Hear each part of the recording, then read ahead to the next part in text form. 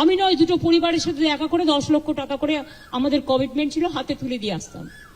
তো আপনারা লুকিয়ে নিয়ে গেলেন কেন? এটা কিডন্যাপিং করে নিয়ে যাওয়া নয়, কাউকে নিয়ে যাওয়া। তাদের দিয়ে কালকে আমাকে খুব গালাগালি দিয়েছেন, দিন না, আমায় গালাগালি দিলে আমার গায়ে ফোসকা পড়বে না। বাট যারা দাঙ্গা করেছেন তারা বুঝে রাখুন, আপনারা করছেন দাঙ্গা আর গালাগালি খাচ্ছি আমি। কেন? আমি এসেছিলাম ওদের সাথে দেখা করতে, কিন্তু আমার কোনো দোষ নেই, কারণ আমি যেতেও চেয়েছিলাম ওদের বাড়ি, কিন্তু তাদের লুকিয়ে নিয়ে যাওয়া হয়েছে কেন? কোয়েশ্চেনটা তো আমার থাকবে।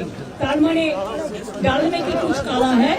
কোনো জোর করে নাই। আমাদের মা, দিদি, বৌদি স্বেচ্ছায় কলকাতায় এসেছে কোর্টে, হাইকোর্টে কেসটা করার জন্য।